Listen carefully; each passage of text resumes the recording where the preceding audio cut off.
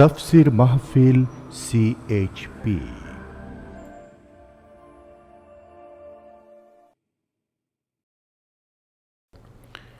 বিসমিল্লাহির রহমানির রহিম। বিশ্ববরেণ্য মুফাসসিরে কোরআন আল্লামা দেলাওয়ার হোসেন সাঈদী জীবনের উল্লেখযোগ্য একটি সময়ে ইসলামের সহজ সরল বক্তব্য সর্বসাধারণের মাঝে উপস্থাপন করেছেন। তার এসব বক্তব্যের মাঝে ছিল বিভিন্ন শিক্ষামূলক কাহিনী ও উপমা। এখন সেসব আলোচনা নির্বাচিত অংশ আপনাদের সামনে উপস্থাপন করা হচ্ছে। শব্দধারণ মাহসিন সাউন্ড সিস্টেমস, প্রযোজনায় CHP, পরিবেশনায় স্পন্দন অডিও ভিজুয়াল সেন্টার। শুধু আজ দেখবেন আলোচনার প্রথম পর্ব। এ মাহফিলে আসতে পারাটাই সৌভাগ্য, সকলের কিসমতে হয় না। ওই যে আমি একটা দৃষ্টান্ত আপনাদেরকে শোনায় থাকি, যে একজন সাহেব কোথাও যাচ্ছিলেন, তার ড্রাইভার কিছুদিন গিয়ে বলছে, সাহাব মসজিদ মে জামাত খড়ি হুই হ্যায়, ইজাজত দিজিয়ে मैं जरा নামাজ পড় কে আউঁ। বলে মসজিদে তো নামাজ শুরু হয়ে গেছে, একটু অনুমতি দিন, আমি একটু মসজিদে গিয়ে নামাজ পড়ে আসি। সাহেব তো ছিল গানের ভক্ত, সঙ্গীত পিপাসু। সাহেব খুব বিরক্ত হলো, আমি যাব গান শুনতে, আরে বেচারা একটা নামাজের ফেকলা জুটিয়ে দিল।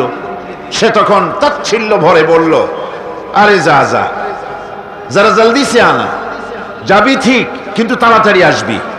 মসজিদের ভেতরে গিয়ে ড্রাইভার নামাজ পড়া শুরু করেছে। এখন নামাজ পড়তে গেলে নিজের ইচ্ছে মতো তো আর ইমামের পেছনে পড়া যায় না।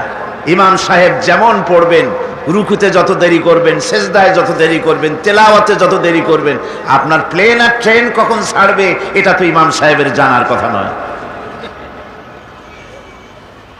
এদিকে নামাজ শেষ করে সবাই বেরোচ্ছে, কিন্তু ড্রাইভার বেরোয় না।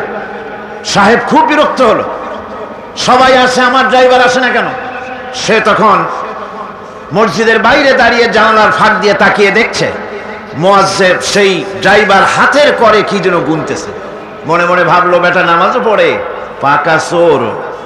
আমি যখন থাকি না, ফাঁকতালে এই গাড়িতে প্যাসেঞ্জার ট্রেনে কত টাকা হয়েছে এখন তা হিসাব করে দেখতেছে। সাহেব বাইরে দাঁড়ায় বলছে, আরে নালায়েক, कौन सी ताकत तुझे रोकती है मस्जिद से बाहर आने को? কোন শক্তি তোমাকে বাধা দেয় মসজিদ থেকে বের হয়ে আসো না কেন? ড্রাইভার খুব নির্লিপ্ত ভাবে, তিনি তো সুবহানাল্লাহ, আলহামদুলিল্লাহ, আল্লাহু আকবার তাসবিহ পড়তেছিলেন। সাহেবের কণ্ঠস্বর যখন তিনি শুনলেন যে বেরো না কেন, কে ঠেকায়, তিনি তখন ড্রাইভার তখন খুবই নির্ভীকভাবে জবাব দিলেন, साहब जिस ताकत आपको मस्जिद में आने नहीं देता वही ताकत मुझे मस्जिद से बाहर नहीं जाने देता। যে শক্তি তোমাকে মসজিদে ঢুকতে দেয় না, সেই একই শক্তি আমাকে মসজিদ থেকে বেরোতে দেয় না। সুতরাং আজকের মাহফিলে যারা আসতে পেরেছেন, ওই শক্তি আমাদেরকে নির্বাচিত করেছেন কোরআনের মাহফিলে সেই সৌভাগ্যবান হওয়ার জন্য। এখানে তো লোক বার্মা থেকে এসেছে, হিন্দুস্তান থেকে এসেছে, সৌদি আরব থেকে এসেছেন, কুয়েত থেকে এসেছেন, পার্শ্ববর্তী দেশগুলি থেকে এসেছে। আবার এমনও হয়েছে মাহফিলের আশেপাশে চানাচুর বিক্রি করা নিয়ে ব্যস্ত আছে। আশ্চর্য মালুম কেমনে বেচে তা দাঁড়ায় গভীর মনোযোগ সহকারে দেখছে। তাস খেলা, জুয়া খেলা, চায়ের আড্ডায় বসে আছে, তাফসীরের মাহফিলে আসার সৌভাগ্য হয়নি। সুতরাং এটা হচ্ছে একটি কিসমতের ব্যাপার। আমরা দোয়া করব যারা এই মাহফিলে আসতে পারেন নাই, আল্লাহ রাব্বুল আলামিন তাদের দিলকে কোরআনের প্রতি মাইল করে দিন। আমাদের জন্য আদর্শ হচ্ছেন রাসূলুল্লাহ সাল্লাল্লাহু আলাইহি ওয়াসাল্লাম। প্রিয় নবী যা করেছেন, যেভাবে করতে বলেছেন, তার উম্মত হিসেবে আমাদের তাই অনুসরণ করা উচিত। কিন্তু অনেক সময় আমরা ইসলামের এই শিক্ষা থেকে দূরে সরে ব্যক্তি পূজা বা শিরকে ব্যস্ত থাকি। একজন মুসলমান হিসেবে যা করা আদৌ উচিত নয়। লাকাদ কানা লাকুম ফি রাসূলিল্লাহি উসওয়াতুন হাসানা, গ্রহণযোগ্য একমাত্র মহত্তম আদর্শ হচ্ছে তোমাদের রাসূল। তাকে দিয়ে গ্রহণ করতে হবে। পায়ের নখটা কেমনে কাটবে, মাথার চুলটা কেমনে কাটবে, আদর্শ হচ্ছেন মুহাম্মদ রাসূলুল্লাহ সাল্লাল্লাহু আলাইহি ওয়াসাল্লাম। ওই রাসূলের অনুকরণ করে কোনো পীর সাহেব, কোনো মাওলানা সাহেব যদি বলেন, তাহলে তাকে অনুসরণ করা যাবে। তবে মিলায় দেখতে হবে যে কথা ঠিক আছে কিনা, উনি যা বলছেন, উনি যা করছেন ওইটা ঠিক আছে কিনা, তা না হলে ধোকায় পড়ে যেতে হবে। কি যে পড়তে হবে? ধোকায় পড়ে যেতে হবে। আজকাল তো নানান রকম বাইর হয়েছে, বুঝলেন না? নামের আগে সৃষ্টি লাগায় দেয়। ওই যে ঢাকার কাছে এক জায়গায় একটা সদরদ্দি সৃষ্টি হইল, তারপরে তাকে উঠায় দেওয়ার জন্য কত সংগ্রাম হলো, কত মানুষ মরলো। আপনারা পত্রিকা পড়েন নাই? সে বলেছে রোজা না রাখলে চলবে, ইফতার আসরের সময় করলে হবে, আর রোজার দিন দুপুরের সময় সিঁড়ে টিড়ে খাইলে অসুবিধা নেই, বুঝলেন? যশোরে গেলাম, সেখানে শুনলাম সেই পাকিস্তান আমলে এক পীর নাকি আসছিল, এসে বলে গেছে, ভাই আসল পর্দা মনের পর্দা, এর থেকে বাইরের কোনো পর্দা না, লোক দেখা না পর্দারা করে লাভ কি, আসল পর্দা মনের পর্দা। তারপরে মনে মনে নামাজ পড়ো, মনে মনে রোজা রাখো, মনে মনে হজ করো, যাকাত দাও, মনটা সাফ হয়ে গেলে তোমার আর কোনো অসুবিধা নাই। এই মনের পীর আসলো, আমি সেই এলাকায় গেলাম, যাইয়া শুনি এই রকমের কাম করছে। আমি বললাম, ওই লোকটা যদি আবার আসে আম গাছের সাথে বান্ধা থুইও। তারপরে সে যখন বলবে যে আমার তো পেশাব পায়খানা করা লাগবে, আমারে ছাড়ো, তোমরা বলবা যে না ছাড়া যাবে না। মনে মনে যদি নামাজ পড়া যায়, মনে মনে পেশাব পায়খানা করুন। যদি বলে আমার ক্ষুধা লাগছে অথবা পানি পান করব, তৃষ্ণা লেগেছে, বলতে হবে মনে মনে যদি রোজা রাখা যায় তো মনে মনে খাওয়া দাওয়ার কামটা সারিয়ে নেন, মেহরবানি করে। এই ধরনের কিছু সংখ্যক লোক বেরিয়েছে যাদেরকে লোকেরা সাহাবীদের চাইতে, নবীদের চাইতেও বড় মনে করে। আশ্চর্য কথা, বিভিন্ন জায়গায় এ ধরনের পীর হয়, তাদের আবার নওরোজ অনুষ্ঠান হয়, তাদের জন্ম দিবসে তাদেরকে গোসল করানো হয়, সেই গোসলের পানি আবার মুরিদেরা খায়। জোরে কর নাউজুবিল্লাহ, জোরে কর নাউজুবিল্লাহ।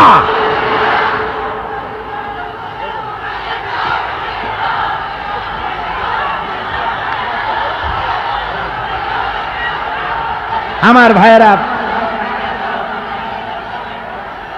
পীর সাহেবের গোসল করা পানির ভিতরে মুসলমানদের জন্য কোনো বরকত নাই। আছে কোনো বরকত? প্রশ্নে ওঠে না। তার শরীরের কত জায়গা ধুইয়া পানি পড়তেছে, আর সেইটা মুরিদরা খায়। লজ্জা নাই, শরম নাই, ঘৃণা পর্যন্ত নাই।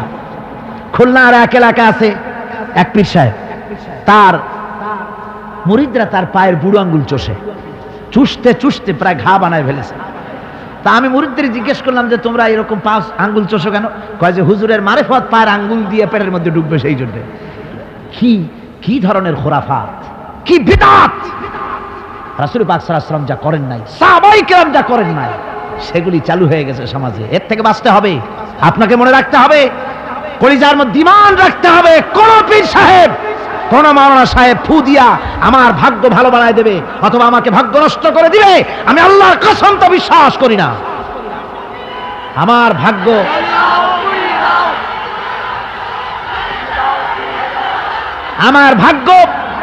আমার তাকদীর, ভালো বা খারাপ, এ সবটা হতে পারে আল্লাহর পক্ষ থেকে। কার পক্ষ থেকে? জোরে বলেন, কার পক্ষ থেকে? আল্লাহর পক্ষ থেকে হতে পারে। সুতরাং আজকে আমাদের দেশে বহুত নকল পেরিয়ে গেছে। পীর মুরিদি একসময় খুব ভালো ছিল, কিন্তু যে জিনিস যত ভালো তার নকল বেরোয় তত তাড়াতাড়ি। তবে আলহামদুলিল্লাহ, আলহামদুলিল্লাহ কিছু হাক্কানি পীর এখনো আছে যারা সমাজের কাজ করেন, যারা ওইভাবে কদম বুসি নেওয়ার জন্য পা আগ বাড়ায় দেয় না। কথা বুঝতে পেরেছেন? মানুষকে সর্বনাশ করে না, বরং তাদের ইলম আছে, ইলমের দ্বারা মানুষের কাছে হেদায়েতের কথা শোনায়, সমাজ গঠনমূলক কাজ করে, আল্লাহর কোরআন প্রচার করে। এ ধরনের লোক আছে, তবে এদের সংখ্যা কম। ঠিক কিনা কম? এদের সংখ্যা কম। এরা বিভিন্ন জায়গায় মাজার তৈরি করেছে, মাজারাত তৈরি করেছে। একটা দুইটা মাজার না, বহুত মাজার, গাড়ি বাস সব থামাইয়া তারপরে তাদের কাছ থেকে, মানুষের কাছ থেকে পয়সা কালেকশন করা হয়। ঠিক কিনা? এই যে পয়সা কালেকশন করা হলো, আমি জিজ্ঞেস করি এই টাকাগুলো যে কালেকশন করা হলো, দেওয়া হলো, এই টাকা দিয়ে কবরে যে শো আছে, ওই টাকা দিয়ে তিনি কি কোনো ফায়দা পান? টাকা দরকার কার? জীবিত মানুষের না মরা মানুষের? তো কমন সেন্স নাই কেন মুসলমানের? যিনি ইন্তেকাল করেছেন, মাটির মধ্যে শুয়ে আছেন, তারে টাকা দেই কেন? উনি কি এই কমলার সিজনে কমলা কিনে খাবেন? তো টাকাটা কেন দেওয়া হয়? এই আপনার টাকা দিয়া এই মাজারকে যারা পাহারা দেয় তারা অনেক বড় লোক হয়ে গেছে। ঠিক কিনা? আবার অনেক মাজার আছে যে মাজারে কেডা শোয়া তা মাজারের পাহারাদারও জানেন। এরকম আমি নিজেও দেখেছি। জিজ্ঞেস করেছি যে কবর কার, তা তো জানি না। একজন আল্লাহর মাহবুব বান্দা শুয়ে আছে এখানে। কে সেই মাহবুব বান্দা? নাম টাম জানি না, স্বপ্নের মধ্যে দেখলাম আল্লাহর এক অলির কবর এখানে, সেই জন্য গম্বুজ বানাই দিছি।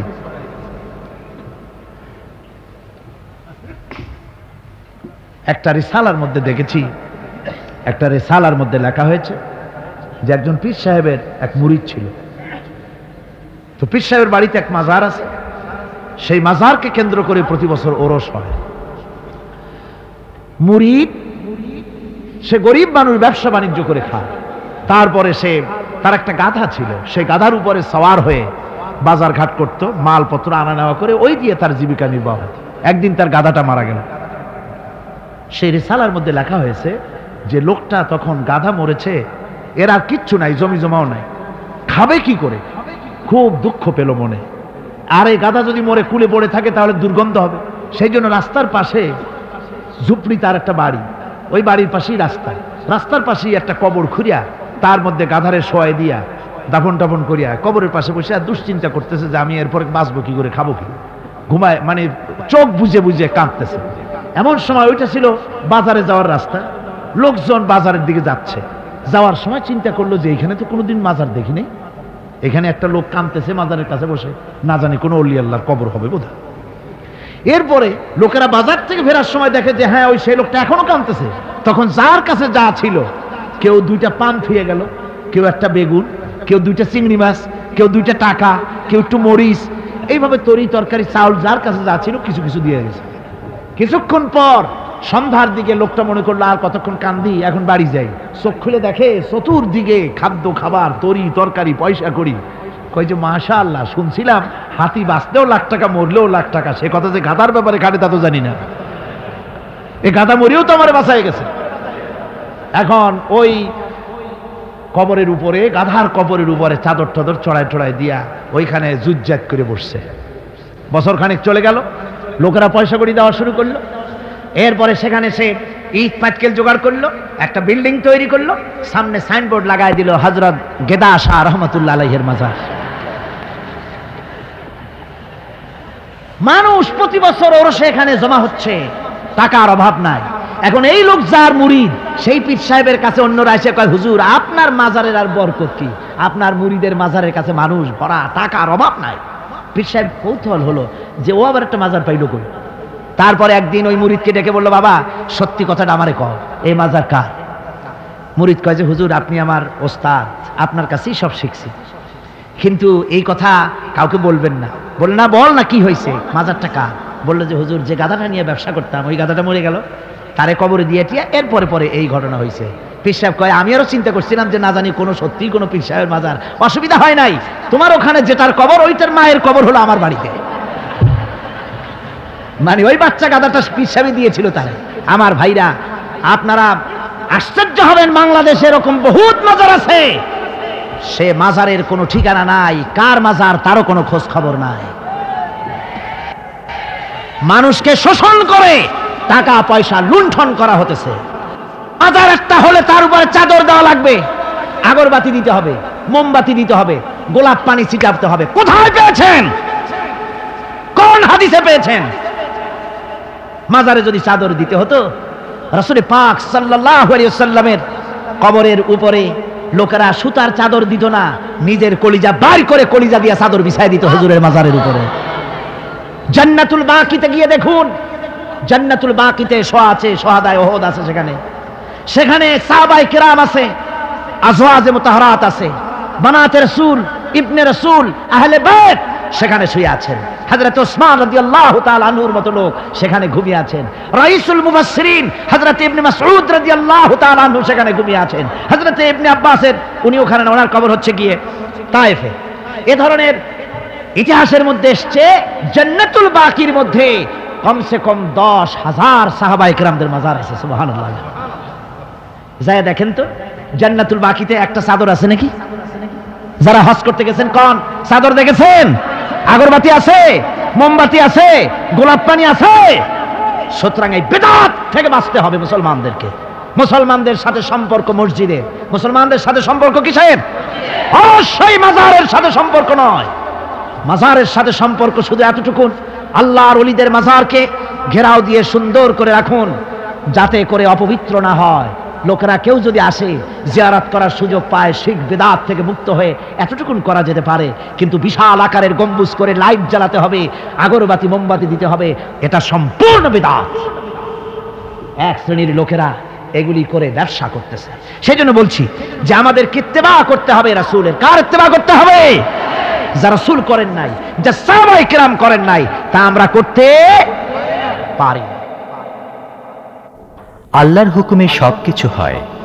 আমরা অনেকে মৃত্যুকে ভয় পাই, কিন্তু আল্লাহ রাব্বুল আলামিনের যখন হুকুম হবে তখনই আমাদের মরণ হবে।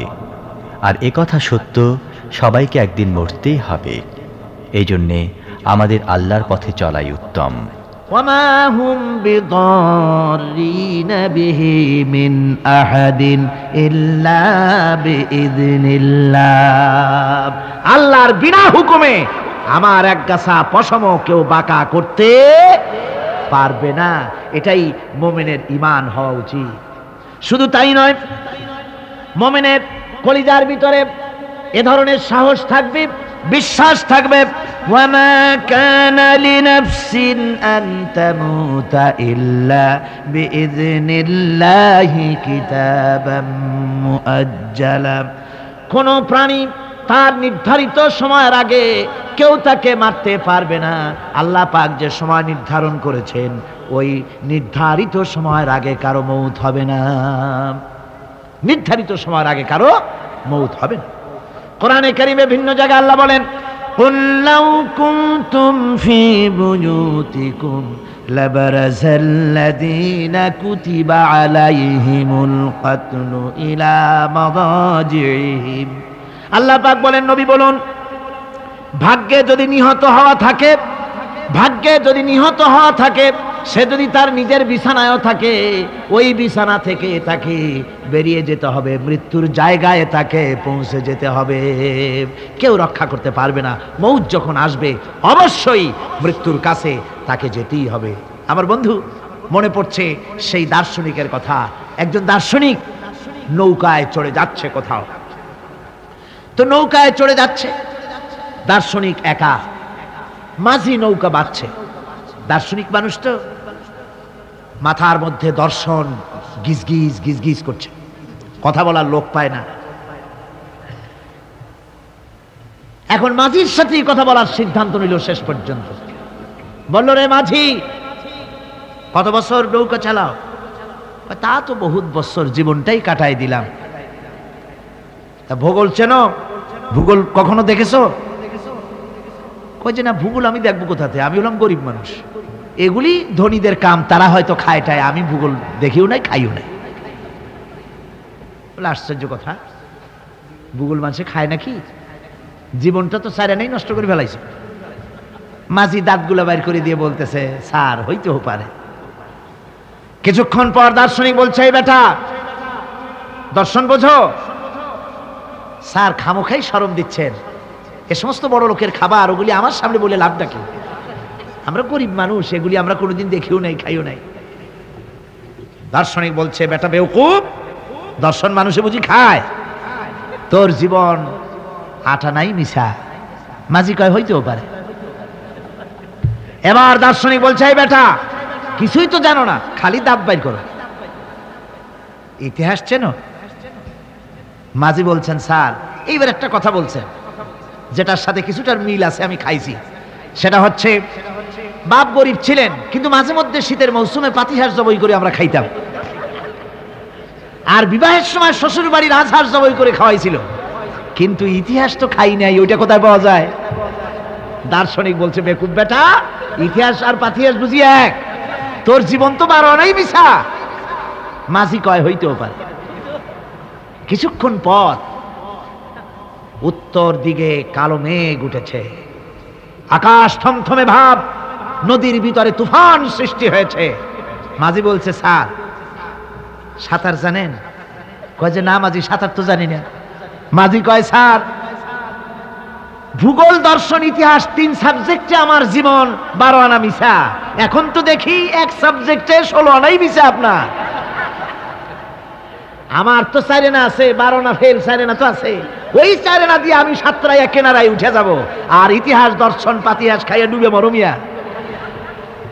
এবার দার্শনিক বলছে, আরে মাঝি, মানুষকে এরকম নৌকা ডুবে মরে নাকি? কয় মরে না, আমার বাপ এই নৌকার মাঝি ছিল, তারপরে এই নৌকা বাইতে বাইতে আমার বাপ এই নৌকার মধ্যে মরছে ডুবে। আচ্ছা তোমার দাদা? আমার দাদাও মাঝি ছিল, এই নৌকা বাইতে গিয়ে সেও মরছে। তোমার নানা? আমার নানাও এরকম নৌকা বাই এরকম মাঝি হয়ে মরছে। দার্শনিক কয়, তুমি তো দারুণ বেহায়া, যে নৌকায় তোমার বাপ মরলো দাদা মরলো সেই ব্যবসা তুমি ছাড়তে পারো নাই, তুমি তো দারুণ বেহায়া। মাঝির বুদ্ধি কম না। মাঝি কয় যে স্যার আপনার বাপ জিন্দা আছেন? কয় না, মারা গেছেন। কোথায় মরছে? ঘরের মধ্যে খাটের উপরে চিত হইয়া আরামসে মারা গেছে। আপনার দাদা? বলে তিনিও ঘরের মধ্যে বাস, ওইখানে ঘরের মধ্যেই মারা গেছেন খাটের উপরে। আপনার নানা? উনিও ঘরের মধ্যে চিত হয়ে আরামসে মারা গেছেন। মাঝি কয় যে আপনিও তো বেশরম কম না, যে ঘরের মধ্যে আপনার দাদা মরলো নানা মরলো গুষ্টি মরলো সেই ঘরটা তো এখন আপনি সারতে পারেন নাই। এর দ্বারা মাঝি বুঝাইতে চাইল এই কথা, দার্শনিক সাহেব, মৃত্যুর জন্য সময় হলো আসল কথা। সময় যখন এসে যাবে, সে যে জায়গায় হোক মৃত্যু তাকে ছাড়বে না। মৃত্যু যখন আসবে জায়গায় পৌঁছতে হবে, আর সময় যখন আসবে এক মুহূর্ত আগে পিছু করা হবে না। মউত আসার সাথে সাথে আজরাইল তার সামনে এসে যাবে, এক মুহূর্ত বাঁচতে পারবে না। সুতরাং মুমিন ব্যক্তি তার দিলের মধ্যে মৃত্যু সম্পর্কে কোন ধরনের ওই ধরনের চিন্তা থাকবে না, পরান্ডা নিয়ে কোন রকম নিবাসী এরকমের চিন্তা থাকবে না। জীবন আল্লাহ দিয়েছেন, আল্লাহ নিবেন, সময় আসলে এক মুহূর্ত দেরি করা হবে না। সুতরাং সেই জীবনটা যিনি দিয়েছেন তার রাস্তায় দেওয়ার জন্যই সে তৈরি থাকবে। এটা হলো মুমিনের কোয়ালিটি। আমরা নিজেকে মুসলমান দাবি করলেও কাজে তার প্রকাশ ঘটে না। ক্ষেত্র বিশেষে ভূমিকা রাখি ইসলামের বিপক্ষে, অথচ একদিন আমাদের মরতেই হবে। ঈমান থাকলেই সেই কঠিন বিচারের দিনে মাফ পাওয়া যাবে। ওয়াতুজাহিদুনা ফি সাবিলিল্লাহি বিআমওয়ালিকুম ওয়া আনফুসিকুম যালিকুম খায়রুল লাকুম ইন কুনতুম তা'লামুন। আল্লাহ পাক বলেন, আমার রাস্তায় জিহাদ করো, জান দাও, মাল দাও, জান দাও, জিহাদ করো, এটাই হলো উত্তম কাজ। যদি তোমরা ইসলাম বুঝে থাকো এটাই তোমাদের জন্য কল্যাণকর। আগে বলেছেন মালের কথা, পরে জানের কথা। আগে কোনটা? মাল, পরে জান। যেহেতু আমরা জানের চাইতে মালের মহব্বত করি বসি, ঠিক কিনা? তো মালের মহব্বত করি বেশি, আমরা কথায় কথায় বলি আরে ভাই দরকার যদি হয় জানটা দিয়ে দিব, আর জান যদি দিয়েই দেন তো মালটা তো থেকেই গেল। এই জন্য আল্লাহ বলেছেন মাল আগে দাও তারপরে জান দাও। আমরা খুব চালাক, আমরা জান দিতে প্রস্তুত, মাল দিতে প্রস্তুত নই। একবার একটা লোক যাচ্ছে রাস্তা দিয়ে, সাথে তার প্রিয় কুকুর। কুকুরটা জিহ্বা বেরিয়ে গেছে, মরে যাচ্ছে। কুত্তার মালিক কাঁদতেছে। একজন লোক এসে বলে, ভাই তুমি কাঁদো কেন? কয় যে আমার এই কুত্তাটা খুব প্রিয় কুকুর, কুকুরটা মরে যাচ্ছে তাই কাঁদছে। কুকুর মরে কেন? কয় কুকুরটা মরতেছে 3 দিন ধরে আমি কোনো খাবার তাকে দিতে পারি না, সেই জন্য কুকুরটা মরছে। আচ্ছা হোক কুকুর, তবু তো আল্লাহর সৃষ্ট এক প্রাণী, কি খেতে দেওয়া যায়? এদিক ওদিক তাকায় দেখে কুকুরের মালিকের কাছেই রয়েছে একটা পোটলা। কয় মিয়া তোমার এই পোটলার মধ্যে কি? কয় পোটলার মধ্যে হালুয়া আর রুটি। তোমার পোটলার মধ্যে হালুয়া আছে, রুটি আছে, কুত্তা মরে ক্ষুধার জ্বালায় তুমি সেখানে কান্দো, ওর থেকে এক টুকরো রুটি দিলেই তো কুত্তা বাঁচে। কুত্তার মালিক বলছে, মিয়া সাহেব ওই সব ফতো আমারে শুনেন না, এগুলো আমি খুব জানি। রুটি আর হালুয়া দিলেই তো আমার পয়সা খরচ হবে, ওর দরদে যে কান্তিছি এর জন্য তার পয়সা খরচ হচ্ছে না। আমাদের অবস্থা কিন্তু তাই হয়েছে। ইসলাম বিদায় হয়ে যায়, যাক না, কিন্তু আমি কাঁদবো, পয়সা দিব না। রাসূলের করুণ ঘটনাগুলি শুনে চোখের পানি ফেলবো, কিন্তু এই করুণ ঘটনা কেন ঘটলো সেই ময়দানে আমরা পা ফেলবো না। এরকম একটা অ্যাটিটিউড, এ ধরনের একটা মেন্টালিটি আমাদের মধ্যে গ্রো করেছে, ঠিক কিনা কর? আমার ভাইয়েরা, মাল দিতে হবে, জান দিতে হবে, সবকিছুকে উৎসর্গ করে দিতে হবে আল্লাহর দ্বীন প্রতিষ্ঠার জন্য। যার পয়সা আছে, পয়সা দিয়ে কি করবেন যদি আল্লাহর দ্বীন এ জমিনে কায়েম না হয়? আল্লাহর দ্বীন কায়েম না হলে অসত্য, বদমাশি, শয়তানি, সব রকমের অন্যায় কাজ দিয়ে ভরে যাবে দেশ, ক্রমান্বয়ে অশান্তির দিকে যাবে, শান্তি আসবে কেবলমাত্র ইসলাম প্রতিষ্ঠা হলে পরে। আমাদের অবস্থা হলো যে আমরা ওই কুফাবাসীদের মতো।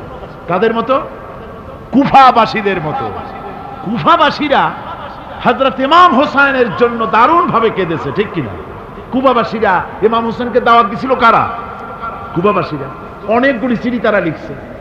কুফাবাসীরা ইমাম হোসেনকে ভালোবাসত, দাওয়াত দিয়েছে, তার জন্য কেঁদেছে। কিন্তু কুফাবাসীদের চোখের পানিটা ছিল ইমাম হোসেনের জন্য, আর অস্ত্র, টাকা পয়সা, শক্তি সবটা ছিল এজিদের জন্য। কথা বুঝতে পেরেছেন? কুফাবাসীদের মতো অবস্থায় আমাদের হয়েছে। কুফাবাসীদের হযরত ইমাম হোসেনের জন্য তারা শুধু চোখের পানি ফেলেছে, আর টাকা পয়সা অস্ত্রপাতি যা ছিল সব ছিল তাদের এজিদের জন্য। আমাদের অবস্থাও তাই। আমরা ইসলামের জন্য শুধু চোখের পানি ফেলি, আর যখন ভোট দেই তখন ইসলাম যারা চায় না তাদেরকেই ভোট দেই, ঠিক কিনা? আমাদের টাকা, আমাদের পয়সা, আমাদের ইলেকশন, আমাদের হরতাল, আমাদের ধর্মঘট সব কিছু হচ্ছে ইসলাম যায় না, যারা চায় না তাদের জন্য। আর ইসলামের যখন কথা বলি, ইসলামের কথা শুনলে শুধু চোখের পানিটাই ছাড়ি, মহব্বত চোখের পানি দিয়া শেষ করে দিই, আর কিছুই করি না। আমি একবার এইখানে এই শহরে অনেক বছর আগে একটা জানাজায় শরীক হয়েছিলাম। কোন মাঠে আমার এখন তার মনে নেই। জানাজার পরে যিনি জানাজা পড়ালেন তিনি বললেন, ওই লাশকে সামনে রেখে বললেন, কেন আসিল? তখন আমি নতুন নতুন চিটাগাঙে আসছি, আমি ভাষা ভালো করে বুঝিও না। একজন বললো কেন আসিল? সবাই কইলো গম আসিল। তাই বললাম যে গম আসিল, এই মরা মানুষের সাথে গম, আমি আটা গম তাই মনে করেছি যে এটার কি সম্পর্ক। আমি ইমাম সাহেবকে জিজ্ঞেস করলাম যে আপনি বললেন কি, আর জনগণই বা বললো? কয় যে আমি জিজ্ঞেস করলাম যে লোকটা কেমন ছিল, তো সবাই বললো ভালো ছিল। তাই বললাম তো ফায়দা কি? ফায়দা এই যে সবাই বললো ভালো, আল্লাহ তারে মাফ করে দিয়া ভালো বলে বেহেশতে পাঠায় দিল। বলে আশ্চর্য কথা, আল্লাহ কি এইরকম নাকি যে একটা সুদখোর, ঘুষখোর, জেনাকার, এ লোক ভালো না খারাপ আমি তা বলতে চাই না, কিন্তু একটা লোক সে কন্ট্রাক্টর ছিল, কন্ট্রাক্টারি করতে গিয়ে রাস্তাঘাট, স্কুল কলেজে রড সিমেন্ট জনমের মতো খাইছে। কথা বুঝতে পেরেছেন? সরকারি গিয়ে, ক্ষমতায় গিয়ে গভর্নমেন্টের টাকা পয়সা জনমের মতো শেষ করে ফেলেছে। এই লোকটি সুদখোর, ঘুষখোর, জেনাকার মরে গেছে, আর আসে আপনি কইলেন যে কেন আসিল? সকল কইল গম আসিল, আর আল্লাহ বেহেশতে দিয়ে দেবে। তাহলে আল্লাহ হাকামুল হাকিমিন হইলেন কি করে? এটা কি বিচার হইল নাকি? কি করে সম্ভব?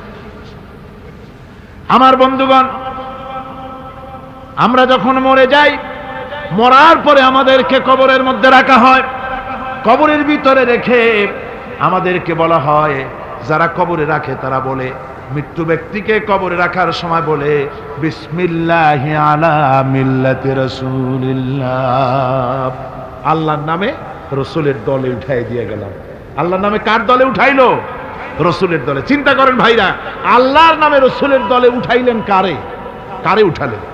এই লোকটি তার যৌবনকালে যত মিছিল করেছে, ধর্ম নিরপেক্ষতাবাদের পক্ষে মিছিল করেছে, পুঁজিবাদের পক্ষে মিছিল করেছে, সমাজতন্ত্রের পক্ষে মিছিল করেছে, স্লোগান দিয়েছে, দেওয়ালে লিখেছে, বক্তৃতা করেছে, ভোট দিয়েছে, বই লিখেছে, জীবনে যা কিছু করেছে সব করেছে মানুষের তৈরি করা মতবাদের জন্য। তার ভোট ইসলামের কাজে লাগে নাই, তার ইলেকশন ইসলামের কাজে লাগে নাই, তার দেওয়ালের লেখা ইসলামের কাজে লাগে নাই, তার বক্তৃতা, তার টাকা পয়সা ইসলামের কাজে লাগলো না। মরে গেছে, পরে মরা মানুষটারে উঠাইয়া বললা রাসূলুল্লাহর দলে উঠাইয়া দিলাম। এখন বলো রাসূলুল্লাহ কেন তোমার মতো মরা লাশটাকে তিনি গ্রহণ করতে যাবে? তোমার জীবনের কোনো কাজই তো ইসলামের জন্য কাজে লাগলো না। তোমার জীবনের একটা দিনও তো ইসলামের কাজে লাগে নাই। মরছো, তারপরে তোমার মরা লাশ রাসূলুল্লাহ বহন করতে যাবেন কেন? কি দায় টাকা পড়েছে তার? সুতরাং আমি বলতে চাই, আজকের মাহফিলে যত জনতা উপস্থিত হয়েছেন, জান এবং মাল সব কিছু দিয়ে লড়াই করতে হবে আল্লাহর রাস্তায়।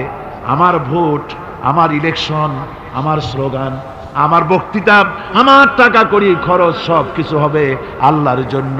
কুল ইন্না সালাতি ওয়া নুসুকি ওয়া মাহইয়ায়া ওয়া মামাতি লিল্লাহি রাব্বিল আলামিন।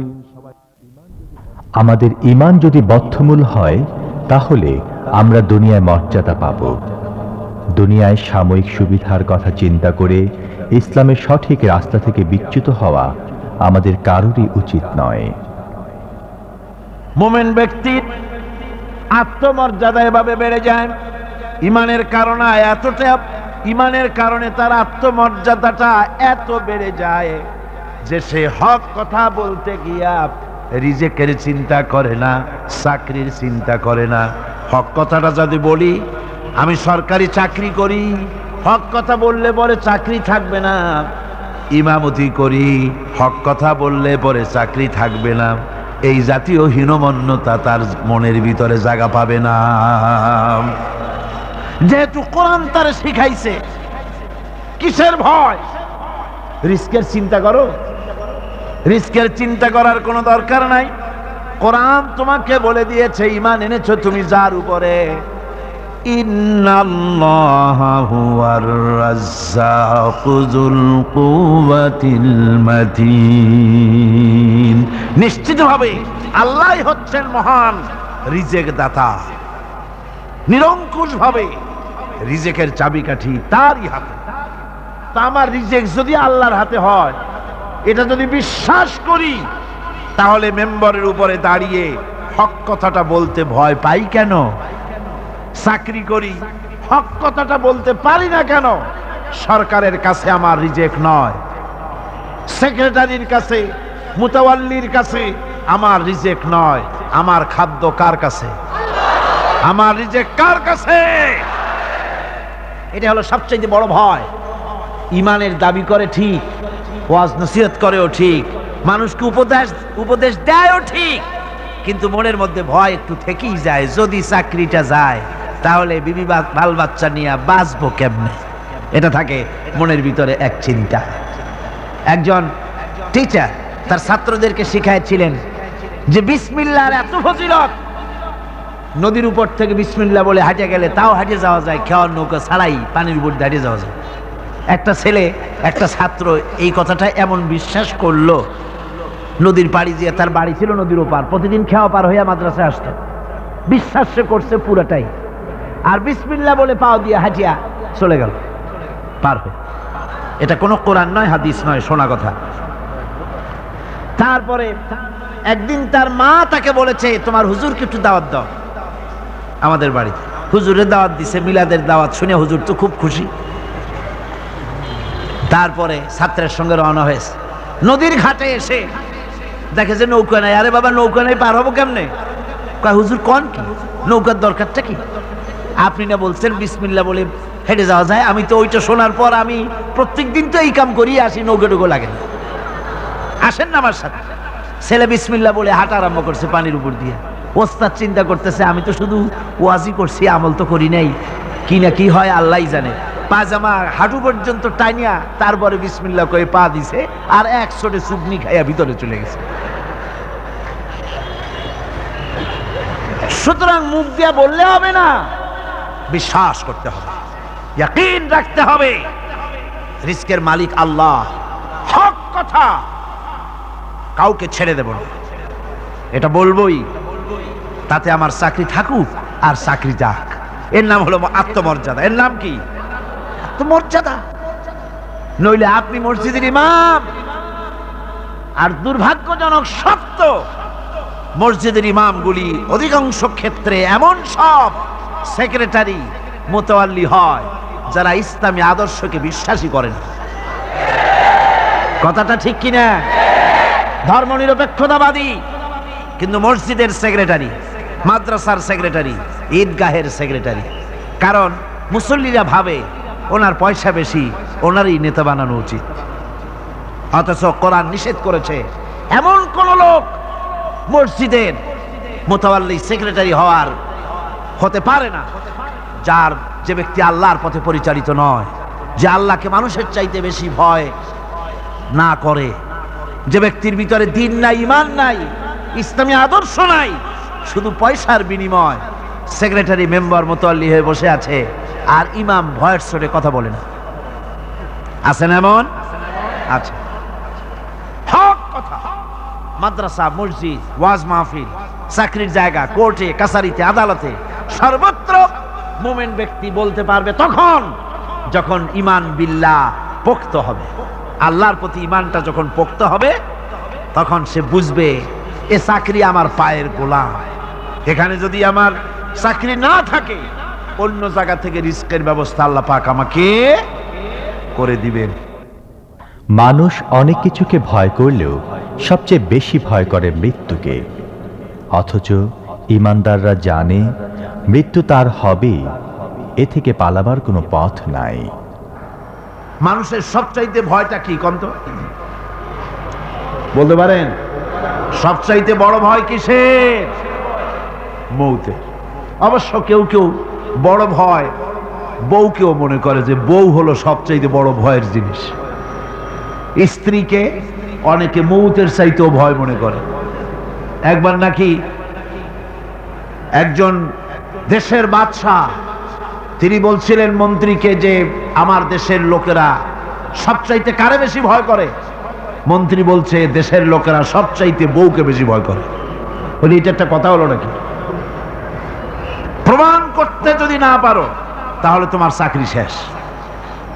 প্রধানমন্ত্রী তো মুসিবতে পড়ে গেছে। তারপরে সমস্ত লোক ডেকেছে, সমস্ত শহরবাসীকে দেখে তারপরে বলছে তোমরা যারা বউকে ভয় করো না তারা সব এদিকে আসো, আর যারা বউকে ভয় করো তারা এ পাশে থাকো। এখন যারা ভয় করে তারা সব একদিকে চলে আসছে। একটা শুকনা শাকনা মানুষ একা দাঁড়ায় আছে, ভয় করে না সেই দলে, আর সব একদিকে। বাদশাহ আশ্চর্য হয়ে গেল, সব মানুষ ভয় করে একদিকে চলে আসলো, আর তুমি একা শুকনা শাকনা মানুষ, তুমি বউরে ভয় করো না, ব্যাপারটা কি? কয় যে না, বউকে ভয় করি কিনা তা জানি না, আমি আসার সময় আমার বউ বলে দিয়েছে সব লোক যেদিকে যাবে সেদিকে যাবা না, একা দাঁড়ায় থাকবে একদিকে। কাজেই মানুষেরা ভয় করার ব্যাপারে ভয়ের নানান রকমের দিক আছে, কিন্তু প্রকৃতপক্ষে এটা একটা উপমা দিলাম আমি মাত্র। প্রকৃতপক্ষে মানুষের কাছে সবচাইতে বড় ভয় হলো মৃত্যুর ভয়। সবচাইতে ভয় কিসের ভয়?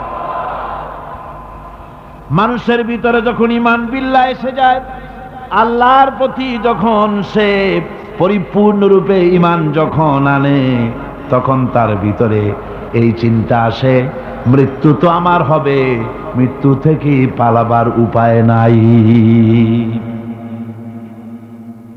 পালাবার উপায় যদি থাকতো তাহলে না হয় অবশ্যই ভয় পেতাম না, কিন্তু মৃত্যু থেকে তো পালাতে পারবো না।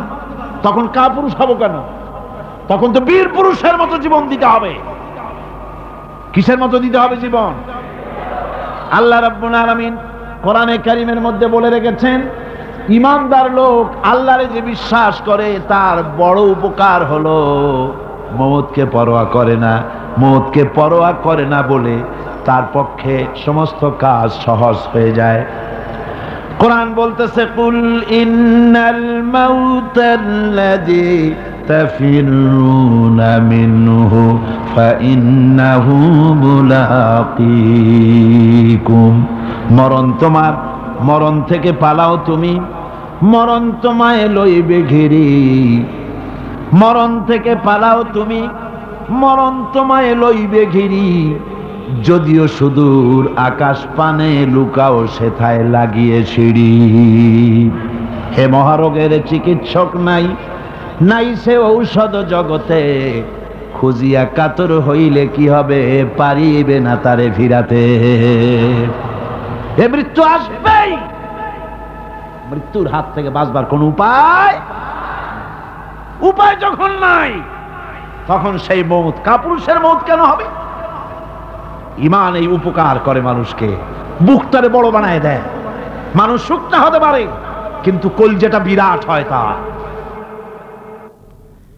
মহান রব্বুল আলামিন সবকিছুকে অত্যন্ত সুন্দর করে সৃষ্টি করেছেন। তার কোনো সৃষ্টির মধ্যেই অসংলগ্নতা পাওয়া যায় না। পশু পাখি গাছপালা সবকিছুই একটা নিয়মের মধ্যে পরিচালিত হচ্ছে। এখন এ সম্পর্কে আলোচনা করছেন হযরত মাওলানা দেলোয়ার হোসাইন সাঈদী।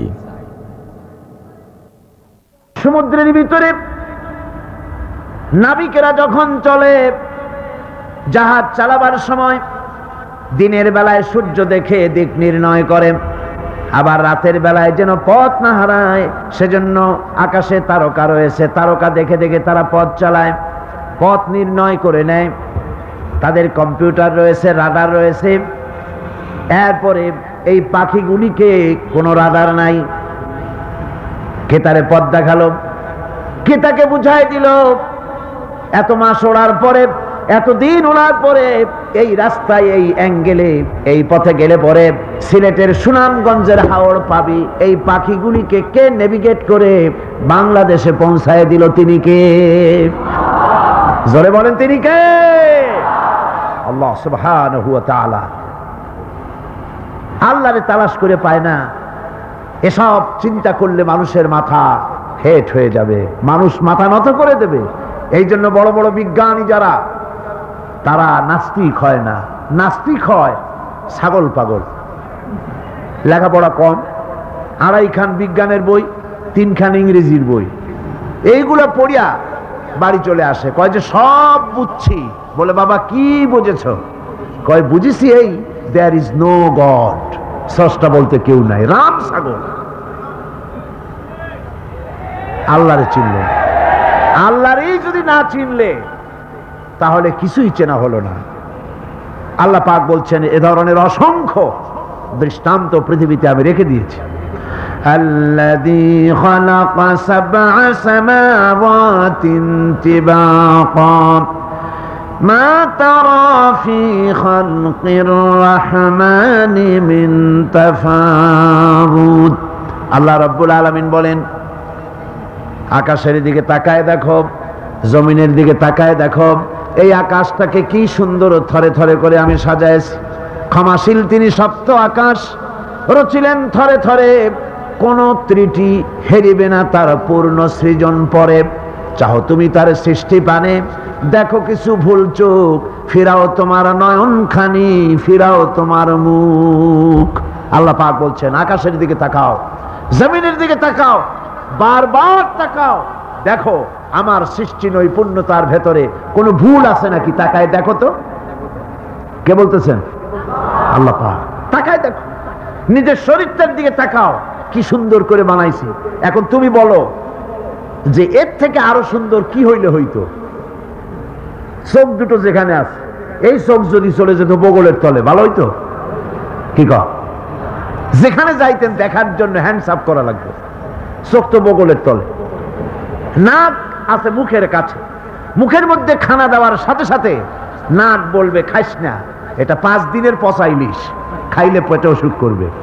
নাক যদি মুখের কাছে না হইয়া যদি নাভির কাছে হতো, প্যান্টের ফিতা খুলিয়া, চেন খুলিয়া, তারপরে নাকের কাছে জিজ্ঞেস করা লাগতো যে নাক সাহেব এটা কি খাবো? দেখছেন অবস্থা? আল্লাহ রাব্বুল আলামিন বলছেন, তাকাও, সৃষ্টি নৈপুণ্যতা দেখো।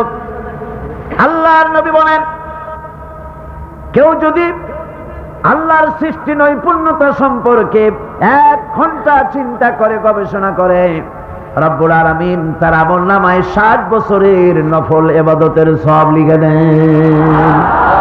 চিন্তা করো, গবেষণা করো, কি সুন্দর করে বানালাম। আমি এই আলোচনা করতে গিয়ে প্রায় ওই দৃষ্টান্তটা মানুষকে শুনাই। একজন বুজুর্গ ব্যক্তি এক বট গাছের তলায় শুয়ে জিকির করতেছিলেন, আল্লাহ তেলাওয়াত করতেছিলেন। হঠাৎ করে তেলাওয়াত করতে গিয়া এই আয়াত পড়লেন, হাল তারা মিন ফুতুর, আমার সৃষ্টি জগতের মধ্যে কোনো ভুল দেখতে পাও? উনি গাছের দিকে তাকায়, কয় আল্লাহ তোমার সৃষ্টির মধ্যে ভুল ধরার উপায় কারো নাই, কিন্তু একটা জিনিস যখন তুমি বলেছো যে ভুল আছে নাকি, দেখো কোন ত্রুটি আছে নাকি, ত্রুটিও নাই ভুলও নাই, তবে আমার কাছে একটা জিনিস বেমানান লাগে, সেটা হলো এই, নারকেল গাছ যেমন ফলটাও ওই রকম, তাল গাছ যেমন ফলটাও অত বড়, বেল গাছ যেমন ফলটাও অত বড়, কিন্তু এত বড় বিশাল বট গাছ, ফল সব এতটুকু এতটুকু। গাছটা যেমন বড়, ফলটা ওই রকম হয় নাই, তা আমি তো আর ত্রুটির কথা বলতে পারবো না, তুমি আল্লাহ আর আমি গোলাম। কিতাবের মধ্যে এসেছে আল্লাহর ওই বান্দাই চিন্তা করতেছে, হঠাৎ করে বাতাসে ডালে ডালে বাড়ি লেগে আধা পাকা একটা বটের ফল বৃন্তচ্যুত হয়ে গাছের থেকে ছিটকে পড়ে বুজুর্গের নাকের উপরে ঠস করে পড়ছে। বুজুর্গ ব্যক্তি বলছে আল্লাহু আকবার, সেজদায় পড়ে গেছে, আমার কথার জবাব পেয়ে গেছি। এই যে গাছের তলায় আমি শোয়া, বটের ফলটা যে পজিশন নিয়ে পড়ছে নাকের উপরে, আমার চিন্তা মতো যেমন গাছ তেমন ফল যদি হইতো, নাকও যাইতো, কল্লাও শেষ হয়ে যাইত। সুতরাং আল্লাহ তুমি যা করছো ওইটাই ঠিক। বন্ধুগণ, আল্লাহ সুবহানাহু ওয়া তাআলা বলছেন, আমার সৃষ্টির ওই পূর্ণতার দিকে তাকাও, চিন্তা করো, গবেষণা করো, কি সুন্দর করে আমি সব কিছুকে সৃষ্টি করেছি। অনেকে অসৎ উপার্জনে ব্যস্ত থাকে, অথচ সে জানে না এই সাময়িক উপার্জনে তার কোনো লাভ নেই। আপাত দৃষ্টিতে লাভ মনে হলেও প্রকৃত অর্থে তা ক্ষতি বয়ে আনে। একটু আগে এসে বলছে, স্যার এই যে চাইছিলেন টাকাটা নেন, এরকম আমার কাজটা একটু করে দিয়ে। রোজার দিন ওই টাকা কি হাতে নেওয়া যায়? আশ্চর্য কথা, আপনি তো টাকা চাইছিলেন, চাইছি তাই কি হয়েছে? রোজা রেখে ওই সব টাকা হাতে নেওয়া যায় নাকি? করবো কি? টেবিলের ড্রয়ারে থুয়ে যাও। টেবিলের ড্রয়ারে টাকা থুইয়া তারপরে লোকটা বলতেছে, স্যার আপনি যা করলেন আমার একটা গল্প মনে পড়ে গেল, যদি কিছু মনে না করেন। কয় বলো কি গল্প? কয় যে একটা লোক খুব বেশি পাকা ফজলি আম দিয়া দুধ দিয়া ভাত মাখাইয়া খাচ্ছিল, তারপরে ছেলেকে ডেকে বলছে, এই বল্টু চামচ নিয়ে আয়। কয় বাবা হাত দিয়ে তো ভাত খাচ্ছিলে, আবার চামচ কেন? কয় তুই তার বুঝবি কি, আমটা এত বেশি পাকা যে দুধ দিয়ে যখন মাখাইছি একেবারে আমাশা রুগীর বিষ্ঠার মতো লাগে, সেই জন্য হাত দিয়া খেতে ঘৃণা করে বলে চামচ দিয়ে খাইতে চাইছি। রোজার দিন ওই টাকা কি হাতে নেওয়া যায়? সুতরাং ড্রয়ারের মধ্যে ধুয়ে যান। তাহলে বোঝা গেল লোকটা আল্লাহরে ভয় করে না, রোজা রাখে ঠিক, নামাজ পড়ে ঠিক, আল্লাহরে ভয় করে না। আল্লাহর ভয় যদি অন্ধকরণে থাকে, ঘুষ খেতে পারে না। জোরে বলেন পারে? জোরে বলেন পারে? পারে না। এই যে ঘুষ খাও, গরিব মানুষেরা ঘুষ দেয় কাজ আদায় করার জন্য, কিন্তু টাকায় বরকত হয় না।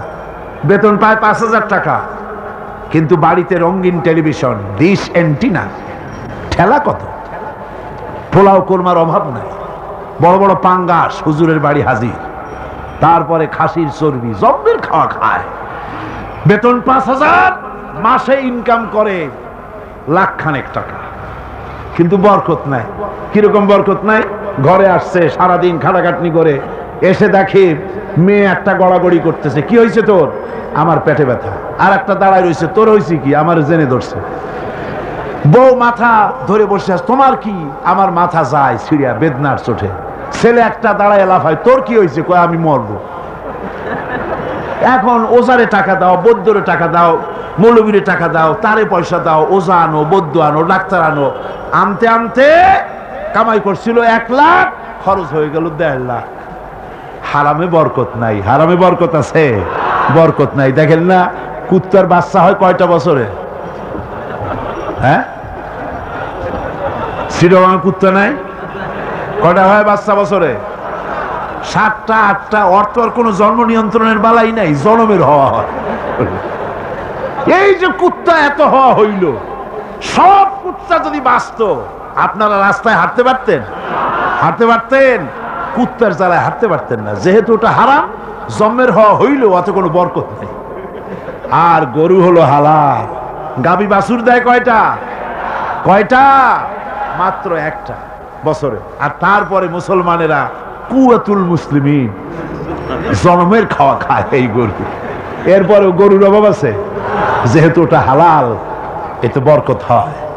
হারাম বেতন, বেতন নয়, হারাম ভাবে ঘুষের টাকা নিয়েছেন। যে টাকা দিয়েছে সে তো টাকাটা না দিয়ে পারে নাই, করবে কি? কাজ আদায় করার জন্য দিছে। টাকাটা দেয় আর একটু কষ্টা হাসি হাসে, হাসিও না কান্দাও না, একটা বেটকি দেওয়ার মতো। অফিসের সামনে দিয়া তারপরে বাড়ির দিকে যায় আর বলে, আল্লাহ এতগুলি টাকা আমার নিল, ওরে কলেরা দিয়ে ওর গুষ্টি সাফ করে দিও। এই বদদোয়া করে, এই বদদোয়া করে। তাই ঘুষখোর অফিসারদের কামাই রুজিতে বরকত নাই। কথা ঠিক কিনা কর? ঘুষ ছাড়ো, ঘুষ হারাম, পায়খানার মতো হারাম, শুয়োরের মাংসের মতো হারাম। ঘুষ হারাম, সুদ হারাম। সুতরাং আল্লাহরে ভয় করো। ওলামায়ে কেরামের দায়িত্ব অনেক বেশি। আলেমরাই ইসলাম সম্পর্কে জনগণকে অবগত করিয়ে থাকেন। কিন্তু দুঃখজনক হলেও সত্য, আমাদের সমাজে আলেমদের মাঝে ঐক্যমতের অভাব আছে, কিন্তু এটা কারোরই কাম্য নয়।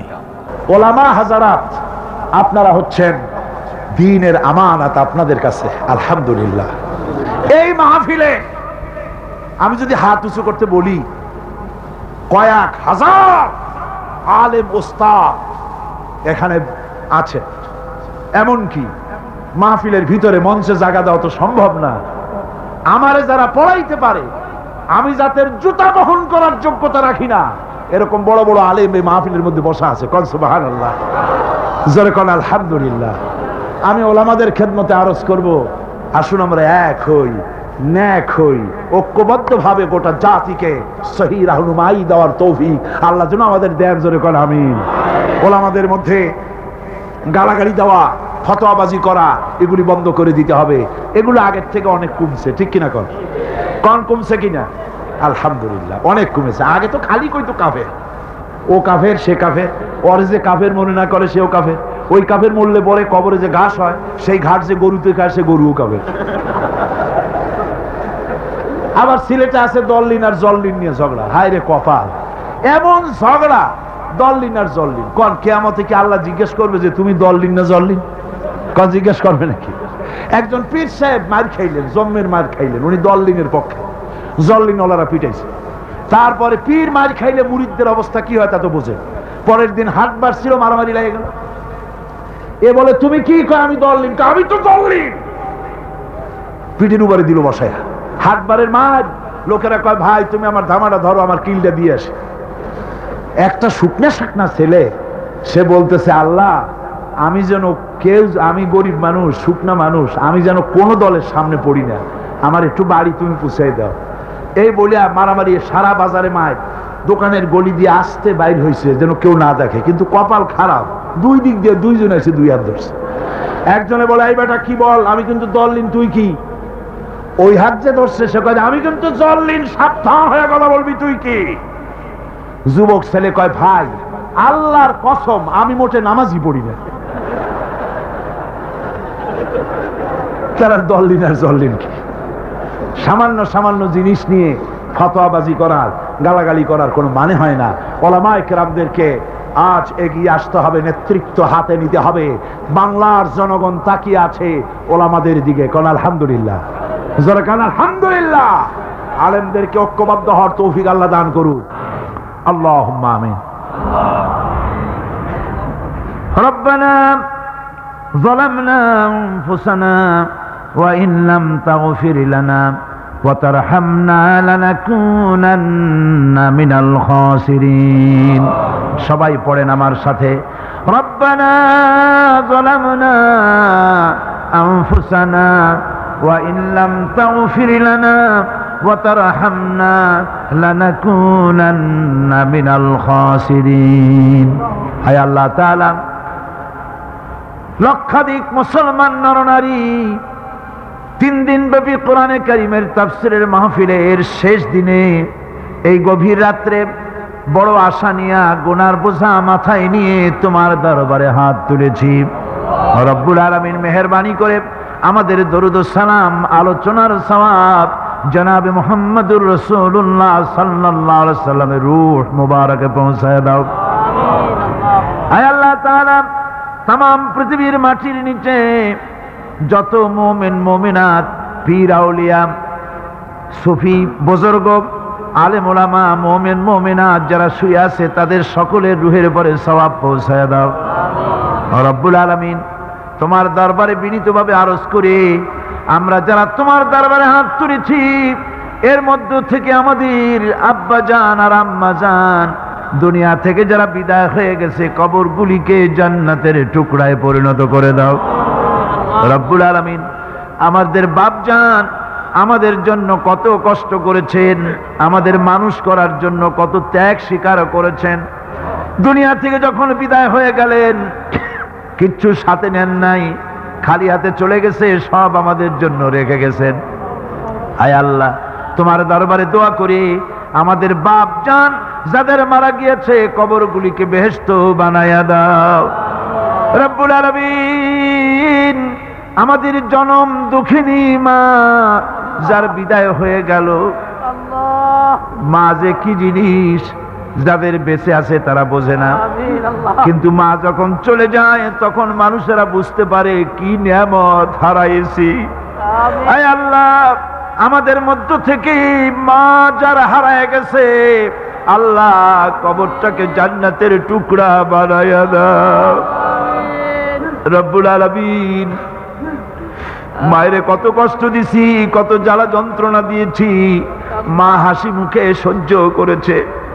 কত জালিম সন্তান আছে মা বুড়ো হয়ে গেলে পরে বদদোয়া করে বুড়ি মরে না কেন, অথচ এই মা ছেলের যখন অসুখ হয়েছে ছেলের শিয়রে বসে থেকে সারা রাত জেগে জেগে কেঁদেছে আর বলেছে আল্লাহ আমার জীবনের বিনিময় আমার বাসারে বাঁচাইয়া দাও। এই মা যারা দুনিয়া থেকে বিদায় হয়ে গেল বাবু, মায়েরে জান্নাতে উঠাইয়া দাও। রব্বির হামহুমা কামা রব্বায়ানি সগীরা। সকলে পড়েন রব্বির হামহুমা কামা রব্বায়ানি সগীরা। আয় আল্লাহ, আমাদের মা বাপ যাদের বেঁচে আছে সুস্থ রাখো, ভালো রাখো, ইমানের সাথে রাখো। আল্লাহ তাদেরকে সম্মান দাও, ইমানের সাথে উঠায় দিও রব্বুল আলামিন। কোরআন হাদিস পড়িয়া মা বাপের খেদমতের ব্যাপারে যা পড়েছি হক তো কিছু আদায় করতে পারি নাই, কিয়ামতের জন্য আসামি না হয়ে যায়। আয় আল্লাহ, মা বাপের খেদমত করার তৌফিক আমাদের দাও রব্বুল আলামিন। আমরা তোমার দরবারে হাত তুলেছি, তুমি তোমার আরশে আজিম দিয়া মতিঝিলের এই মাঠের দিকে একটু রহমতের নজরে তাকাও। আয় আল্লাহ তাআলা, এই মাহফিলের ভিতরে চোর থাকতে পারে, ডাকাত থাকতে পারে, জেনাকার থাকতে পারে, জুয়ারি থাকতে পারে, মদখোর থাকতে পারে রব্বুল আলামিন। যেমন এই ধরনের খারাপ লোক থাকতে পারে তেমন আবার ভালো মানুষও থাকতে পারে। আয় আল্লাহ, তুমি দয়া করে মেহেরবানি করে আমাদের মতো খারাপ মানুষগুলা তোমার ভালো ভালো বান্দা যারা মাহফিলে আসছে তাদের সাথে আমাদেরও চালাইয়া দাও রব্বুল আলামিন। আমরা জানি যারা ধান বিক্রি করে ধানের মধ্যে ভুসিটা সিটাটাও বিক্রি হয়ে যায়, যারা বেগুন বিক্রি করে তরকারি বিক্রি করে ভালো তরকারির সাথে পোকাওয়ালা তরকারিটা বিক্রি হয়ে যায়। আয় আল্লাহ, এই মাহফিলে যত ভালো মানুষ আসছে তাদের সাথে আমাদের মতো গুনাহগার গুলিরে চালাইয়া দাও রব্বুল আলামিন। পিছনের দিকে যদি তাকাই গুনাহ ছাড়া কিছুই দেখি না, গুনাহ করে করে জীবনটারে নষ্ট করে ফেলেছি বাবু, দয়া করে আমাদের জীবনের গুনাহ মাফ করে দাও। আয় আল্লাহ তাআলা, এই মাহফিলে যত লোক উপস্থিত হয়েছে কাউকে তুমি মাহরুম করে দিও না, সকলের ঝুলি তোমার রহমত দিয়ে আল্লাহ তুমি ভরে দাও। আল্লাহুম্মা জিদনা ওয়ালা তানকুসনা وأكرمنا ولا تهنا وأعطنا ولا تحرمنا وآثرنا ولا تؤثر علينا وارضنا وأرض عنا يا كريم يا رب العالمين. ربنا تقبل منا إنك أنت السميع العليم وتب علينا إنك أنت التواب الرحيم. سبحان ربك رب العزة عما يصفون وسلام على المرسلين الحمد لله رب العالمين بحق لا إله إلا الله محمد رسول الله. السلام عليكم ورحمة الله.